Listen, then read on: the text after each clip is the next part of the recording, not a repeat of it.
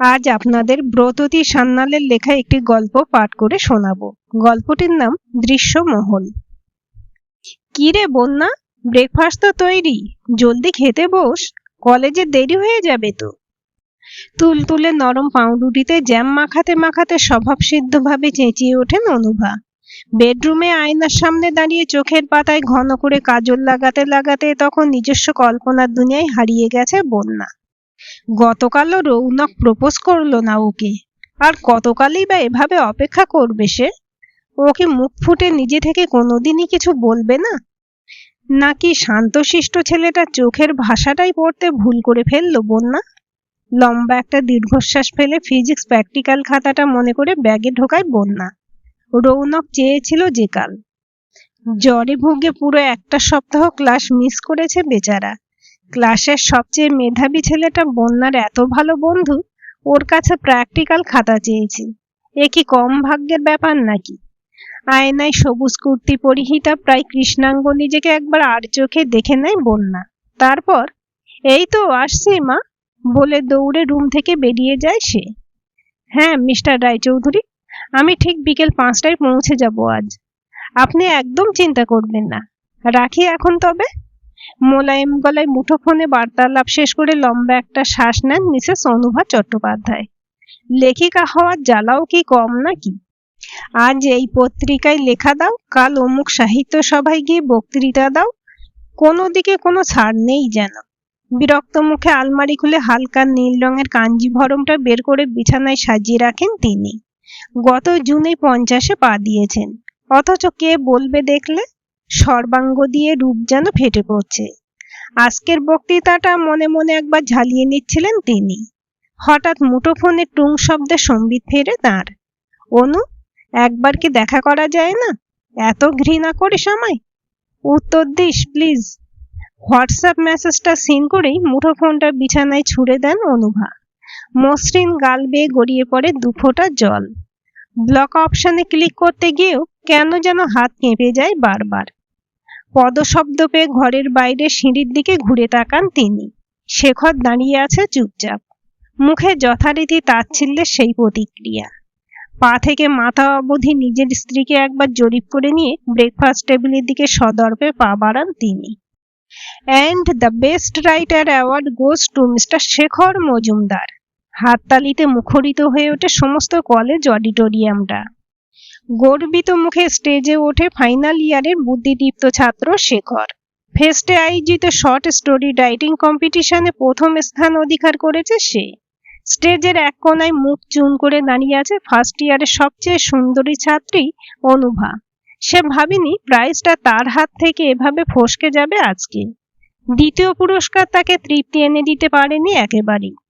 কাঁচের আলমারির মধ্যে থরে থরে বই সাজানো, তার মধ্যে কয়েকটির উপর শেখর মজুমদারের নাম লেখা। সেগুলোতে সযত্নে হাত বোলান তিনি। এইটুকুই তো তার সম্বল আপাতত। আর সম্বল আছে কলেজ লাইফের ওই স্মৃতিগুলো। ব্যাস, বাকিটা সবই শূন্য। অথচ কলেজ লাইফে তার লেখা পড়ে ধন্য ধন্য করত সকলেই। কত পুরস্কার, সম্মান ইত্যাদি তার ঝুলি ভরিয়ে দিয়েছে।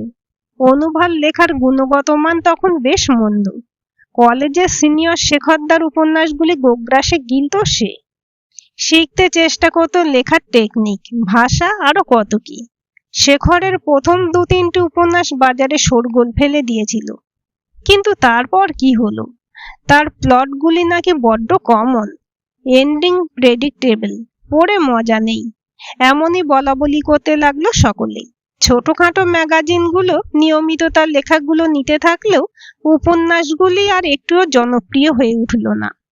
বইগুলি আলমারির এক কোনায় পড়ে রইল। এদিকে অনুভা তখন সাহিত্য জগতে মধ্যমণি হওয়ার পথে এগিয়ে চলেছে। সব উপন্যাসগুলি প্রায় বেস্ট সেলার।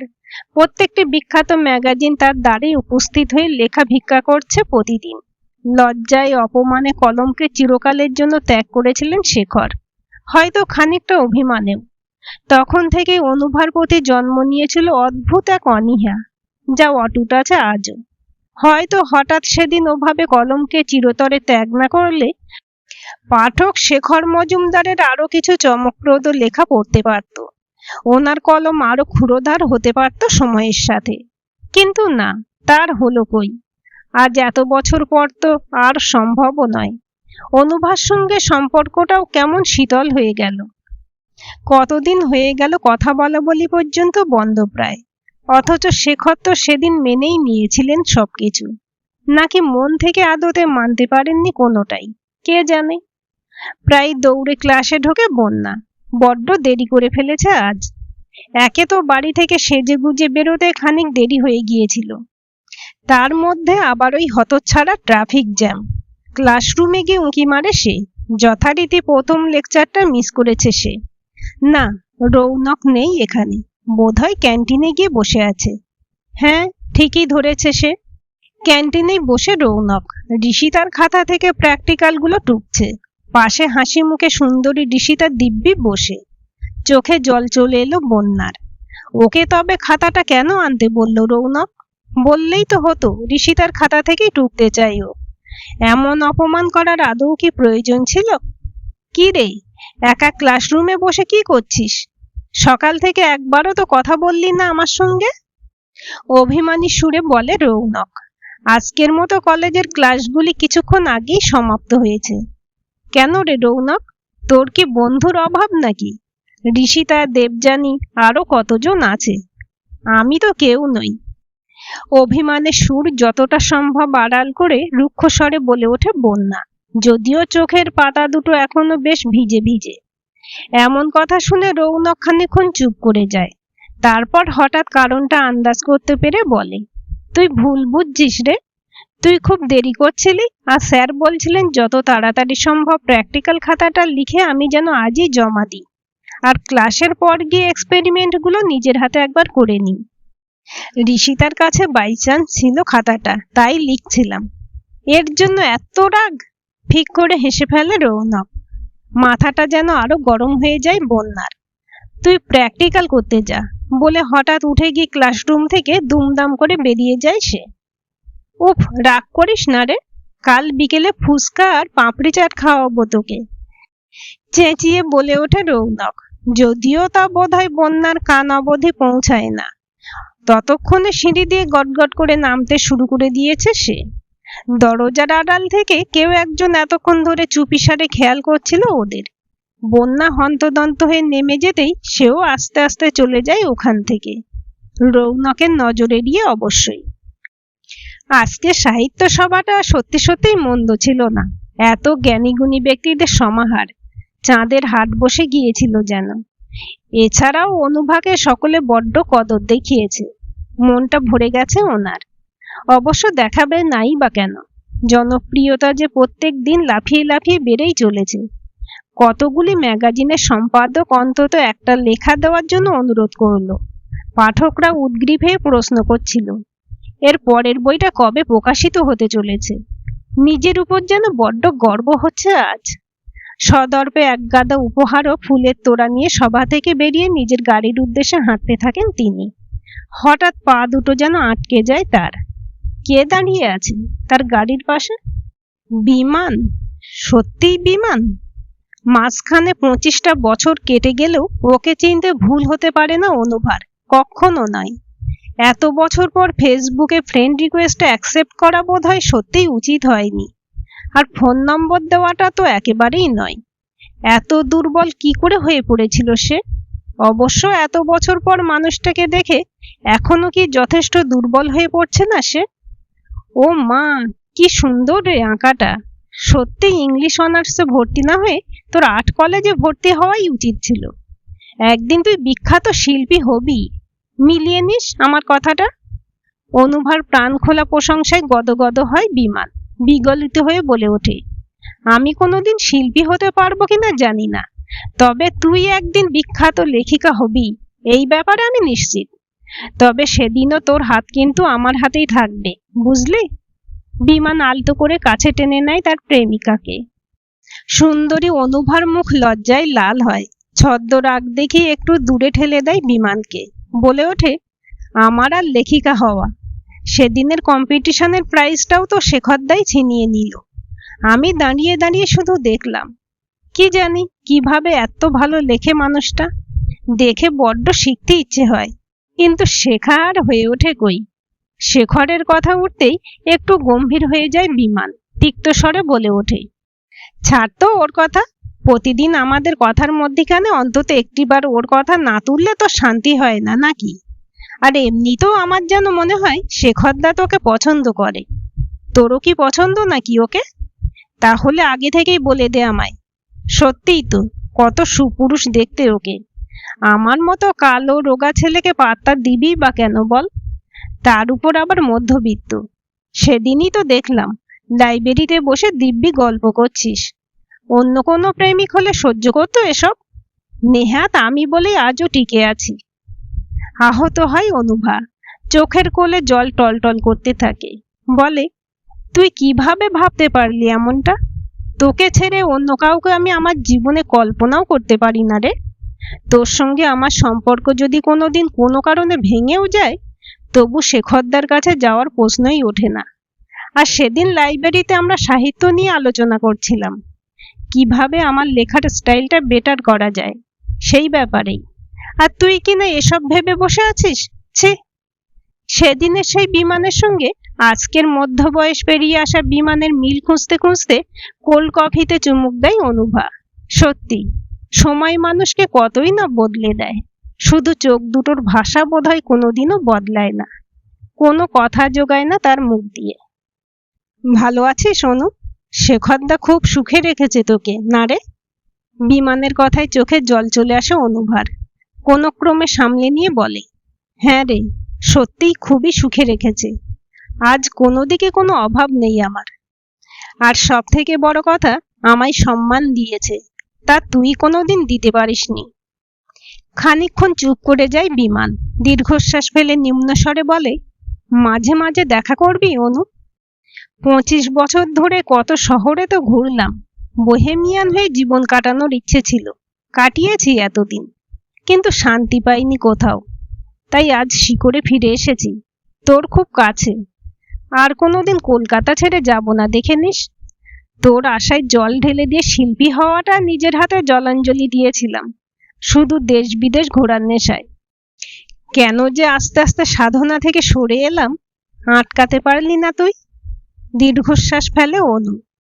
এই অনর্থক দোষারোপের আর কি বা জবাব দেবে সে? ওদিকে শেখরও তো মনে করে অনুভার ব্যাড লাকের জন্যই সে বিখ্যাত লেখক হয়ে উঠতে পারলো না। সবটাই কি একা তারই অপরাধ? রাত প্রায় 10টা। টুং করে একটা মেসেজ ঢুকলো বন্যার মোবাইলে, অচেনা নম্বর থেকে পাঠানো। রৌনক ছেলেটা ভালো নয় বুঝলি, তোকে খেলাচ্ছে জাস্ট। আর আজ ওর খাতা জমা দেওয়ার কোনো তাড়া ছিল না, আর ছুটির পরও কোনো প্র্যাকটিক্যাল ক্লাস ছিল না। আসলে ও ঋষিতার সঙ্গে ডেটে গিয়েছিল। আর তুই পাগলের মতো ভাবছিস ও তোকে ভালোবাসে। ভুলে যা ওকে, ভুলে যা। আরো বেটার চয়েস অপেক্ষা করছে তোর জন্য, তোর গোপন শুভাকাঙ্ক্ষী। সঙ্গে সঙ্গে নম্বরটাতে কল করে বন্যা, কিন্তু না, নম্বরটি সুইচড অফ। বিরক্ত হয়ে ফেসবুকে লগ ইন করে বন্যা। বাহ, রৌনক আর ঋষিতা একসঙ্গে অনলাইনে। আর হ্যাঁ, রৌনক কিন্তু একটা মেসেজও পাঠায়নি ওকে। তাহলে বোধহয় একটু আগে যেটা জানতে পারলো সেটাই ঠিক। না, আর কোনোদিনও রৌনককে বিরক্ত করতে যাবে না ও। যথেষ্ট শিক্ষা হয়ে গেছে ওর। এখনো ফেরেনি অনুভা, কে জানে কোন সাহিত্য সভায় গিয়ে বক্তৃতা দিচ্ছে। তবে এত রাত অবধি কোনো সাহিত্য সভা চলে নাকি কে জানে। আজকাল নতুন নিয়ম হয়েছে বোধহয়। বহুদিন তো খবর রাখেন না শেখর। অসহায়ভাবে দীর্ঘশ্বাস ফেলেন তিনি। কি অদ্ভুত না, অনুভার সঙ্গে সম্পর্কটা এত শীতল, তবুও বাড়ি না ফিরলে ডিনার করতেও ইচ্ছে করে না তার। খাবারগুলো দিব্যি ঢাকা দিয়ে রাখা আছে, খুলেও দেখেননি তিনি। আর বন্যা বোধহয় বন্ধুদের সঙ্গে খেয়েই বাড়ি ফিরেছে।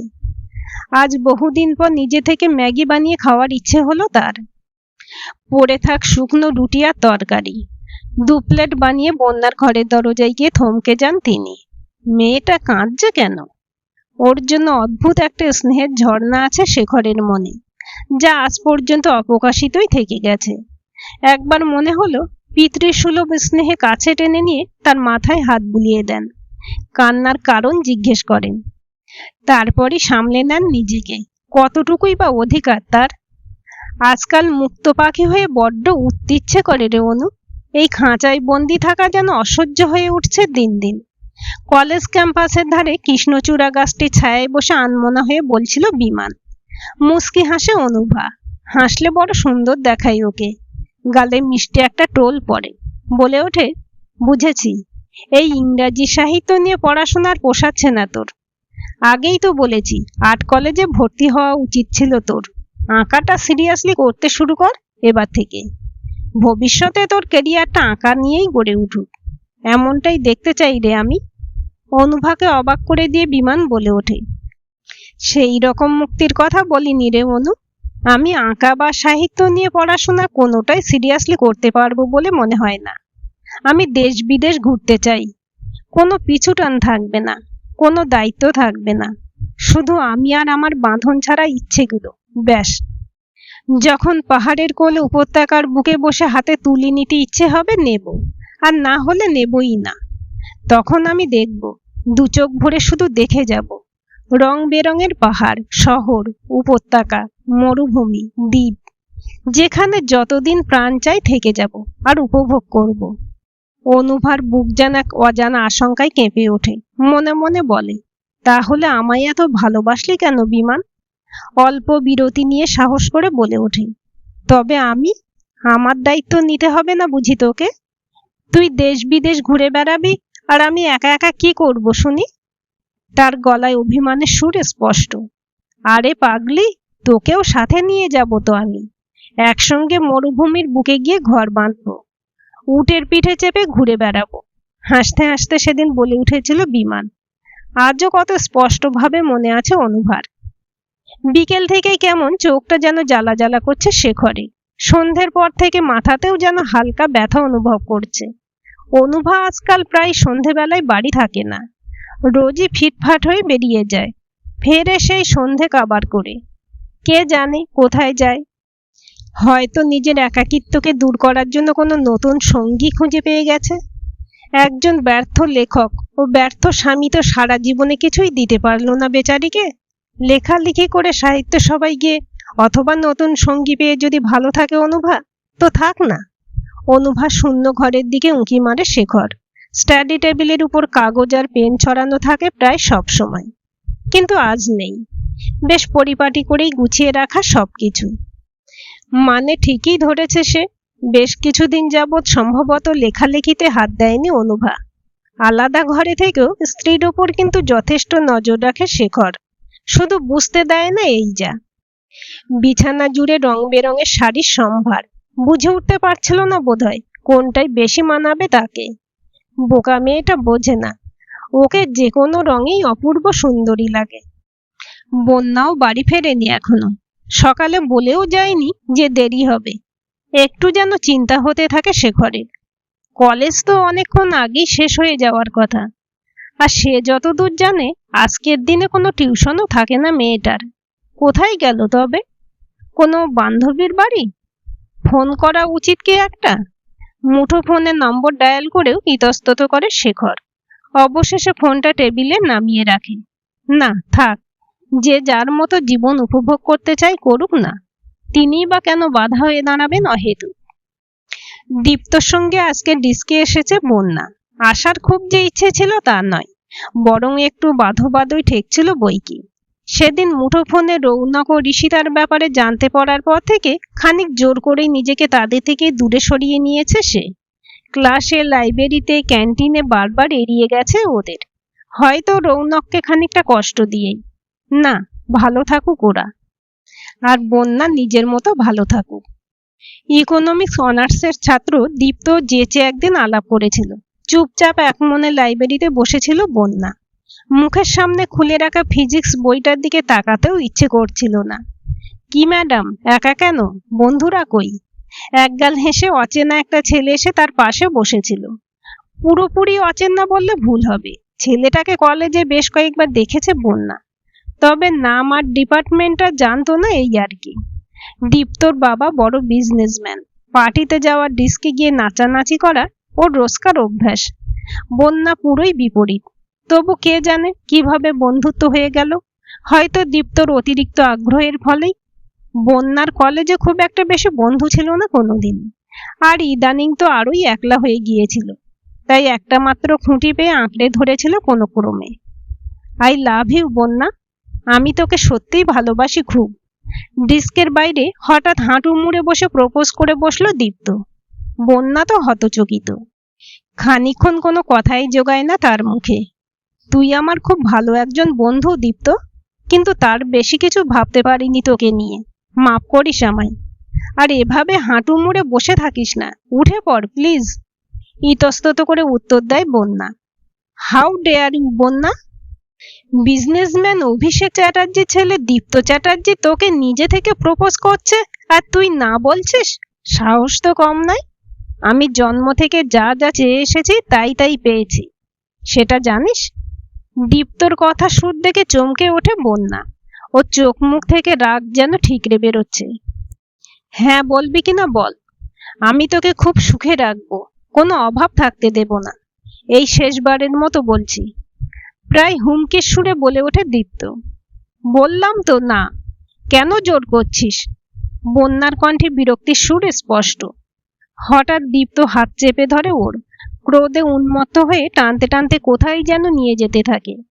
বন্যার চিৎকার শোনার মতো আশেপাশে কেউ নেই তখন। মনে পড়ে অনু, আমরা একদিন একসঙ্গে ঘর বাঁধার স্বপ্ন দেখেছিলাম। শেষ বিকেলের আলোয় বাসায় ফিরতে থাকা দুটি পাখির দিকে উদাস নয়নে চেয়ে থেকে বলে ওঠে বিমান। তার সেই ঘর বাঁধা যে হলো না, তার জন্যও কি আমি দায়ী বল? অসহায় মুখে জিজ্ঞাসা করে অনুভা। তারপর ইতস্তত করে বলে ওঠে, আমাদের কিন্তু বয়স হয়েছে বিমান, এভাবে দিনের পর দিন লুকিয়ে লুকিয়ে দেখা করাটা কি সত্যিই মানায়? তুই তো আমায় ফেলে পালিয়ে গিয়েছিলি বোহেমিয়ান লাইফস্টাইলের মোহেতে পড়ে। আজ এত বছর পর হঠাৎ ফিরে এসে সবকিছু ওলটপালট করে দেওয়ার কোনো প্রয়োজন ছিল কি?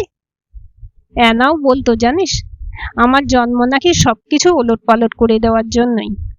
আর জানিস, নিশা বলেছিল যে বোহেমিয়ান লাইফস্টাইলের জন্য ও আমার প্রেমে পড়েছিল, ঠিক সেটার জন্যই আমাকে ছাড়তে বাধ্য হচ্ছে।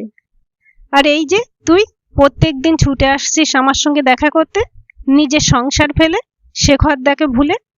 এও কি আমার জিত নয় বল? এক প্রচ্ছন্ন গর্ব যেন ফুটে ওঠে বিমানের কণ্ঠস্বরে।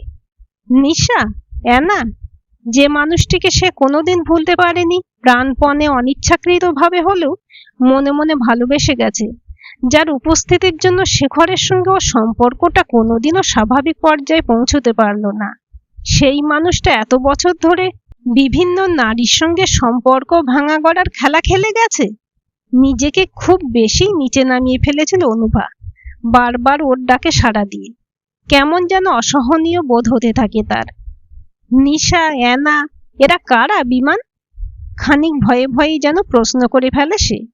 যদিও উত্তরগুলো যে খুব একটা মনোমুগ্ধকর হবে না সেটা বলাই বাহুল্য।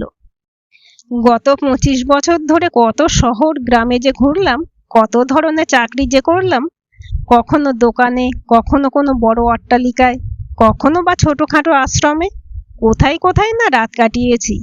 কত মানুষের সঙ্গে যে পরিচয় হয়েছে তা বোধহয় আমার নিজেরও খেয়াল নেই জানিস। অ্যানার সঙ্গে আলাপ একটি বেকারির দোকানে কাজ করাকালীন। সেও কাজ করতো ওখানে। বাপ মা মরা মেয়ে, অনাথ আশ্রমে, খুব অনাদরে মানুষ। দেখতে ভীষণ সুন্দরী ছিল, নো ডাউট। বেশ কয়েক বছর একসাথে থেকেছি আমরা। নিজের স্ত্রীর মতোই যত্ন করতো আমায়। কিন্তু আমার বেদুইন মন সেখানেও বেশি দিন টিকতে চাইল কই। অগত্যা সম্পর্কে ইতি টেনে আবারও অন্য শহরে পাড়ি। আর নিশা বার ডান্সার ছিল, খুব গরিব ঘরের মেয়ে। কিছুদিন একটি হোটেলে কাজ করেছিলাম, সেখান থেকেই আলাপ। তারপর ধীরে ধীরে প্রেম। মেয়েটা ড্রাগস নিত জানিস, আমাকেও ধরানোর চেষ্টা করেছিল, কিন্তু আমি ঠিক ফাঁক গলে বেরিয়ে এসেছি। অবশ্য ওই প্রথম সম্পর্ক ভাঙতে চেয়েছিল, কথা ঠিক। আমাকে বেশি দিন কেউ সহ্য করতে পারবে না। আমি মেয়েদের ওই সাময়িক মোহ হিসেবেই ঠিক আছি বুঝলি। বিমানের কথাগুলো যেন কানে ঢুকছিল না অনুভার। অপলক দৃষ্টি মেলে সে চেয়েছিল 50 বছরের প্রায় পৌরত্বে উপনীত মানুষটির দিকে। এই সেই বিমান, তার কলেজ লাইফের প্রেমিক, যাকে চিত্রশিল্পী করে গড়ে তোলা স্বপ্ন দেখেছিল সে। এতটা কবে বদলে গেল ও? অবশ্যই এরকমই তো ছিল। না হলে ওই অবস্থায় নিজের প্রেমিকাকে ফেলে কেউ পালায়? অনুভাই প্রত্যেকবার চিনতে ভুল করে ফেলে ওকে। ছি, নিজের উপর নিজের যেন ঘৃণা ধরে যায় অনুভার। অনেক দেরি হয়ে গেছে বিমান, আমাকে বাড়ি যেতে হবে এক্ষুনি। আর আমার মনে হয় এভাবে আমার সঙ্গে দেখা করার উচিত নয় তোর। ভালো থাকিস। কথা শেষ করতে না করতেই হঠাৎ বেজে ওঠে মুঠো ফোনটা। এ কি, শেখর ফোন করছে অনুভাকে? কিন্তু সচরাচর তো করে না। আর রিসিভ করার আগে কেটেই বা দিল কেন? তবে কি কারোর কোনো বিপদ হলো? আসছি আমি, শেখর ফোন করছে বলে প্রায় দৌড়ে পার্ক থেকে বেরিয়ে যায় অনুভা। বিমান হাঁ হয়ে চেয়ে থাকে শুধু। সপাটে একটা থাপ্পড় গিয়ে পড়ে দীপ্তর গালে, সাথে সাথে আরো একটা। হতচকিত হয়ে বন্যার হাত ছেড়ে দেয় সে। বন্যাও ভাবেনি যে হঠাৎ করে এভাবে পরিত্রাণ পেয়ে যাবে। সে ধরেই নিয়েছিল আজকে হয় তার প্রাণ, না হলে সম্মানটা দীপ্তর হাতে খোয়া যেতে চলেছে। দুজনেই ঘুরে তাকিয়ে দেখে রৌনক দাঁড়িয়ে আছে। শান্তশিষ্ট ছেলেটা চোখে মুখে আজ ক্রোধ যেন ফেটে পড়ছে। তার দুপাশে দাঁড়িয়ে ঋষিতা আর দেবযানী। দেবযানী গিয়ে বন্যাকে জড়িয়ে ধরে, তাকে আশ্বাস দিতে থাকে। বন্যা কেঁদে ফেলে। ভাগ্যিস সেদিন কথায় কথায় বন্যা দেবযানীকে ফোনে আননোন নম্বর থেকে মেসেজ পাওয়ার কথাটা বলে ফেলেছিল। না হলে তো আমরা কোনোদিনই জানতে পারতাম না যে কেন ও আমাদের দুজনকে এড়িয়ে চলছে। ছি দীপ্ত, এইসব কাণ্ড তোর? আর কত নিচে নামবি তুই? আর কত মিথ্যে বলবি তুই? তীব্র ঘৃণার সুরে বলে ওঠে ঋষিতা। কানা ঘুষোয় শুনেছিলাম বটে, অনেক মেয়েকেই ব্যবহার করে ছুঁড়ে ফেলার অভ্যাস আছে তোর। বড়লোকে ছেলে বলে মেয়েদের ভোগ বস্তু ছাড়া আর কিছুই মনে করিস না। কিন্তু বন্যার দিকে তোর নজর পড়বে সে কথা সত্যিই ভাবিনি আমি। রৌনক এবার মুখ খোলে। যেহেতু তুই জানতিস যে হয়তো আমি আর বন্যা একে অপরকে পছন্দ করি, তাই ঋষিতার সঙ্গে আমার মিথ্যে সম্পর্কের গল্প ফেঁদে আমাদের থেকে ইচ্ছে করে দূরে সরিয়ে দিলি তুই, তাই না? আর ভেবেছিলি আমরা কিছুই বুঝতে পারবো না। ভাগ্যিস আজ তোদের বুদ্ধি করে ফলো করেছিলাম। না হলে যে বন্যার কি হতো? রৌনকের গলায় উৎকণ্ঠা ফুটে ওঠে। দীপ্ত পরাজিত সৈনিকের মতো দাঁড়িয়ে থাকে কিছুক্ষণ। তারপর তোদের আমি দেখে নেব বলে রাগে ফুঁসতে ফুঁসতে বেরিয়ে যায় সেখান থেকে।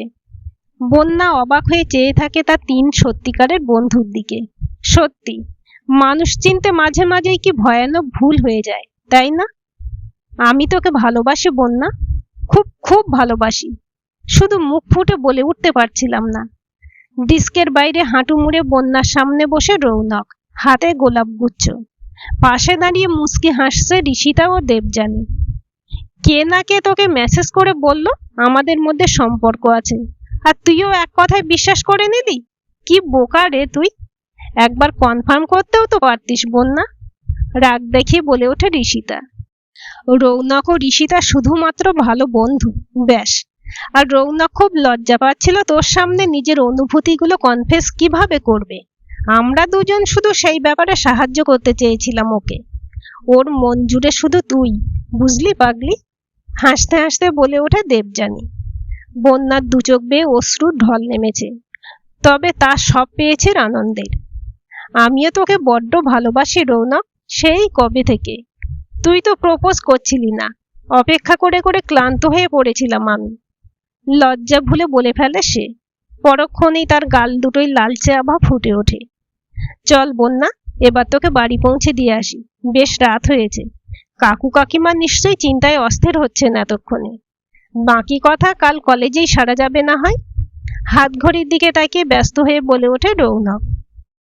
অনুভা বাড়ি পৌঁছতে শেখর যখন প্রায় টলতে টলতে দরজা খুলে দিল, তখনই তার গায়ে বেশ জ্বর।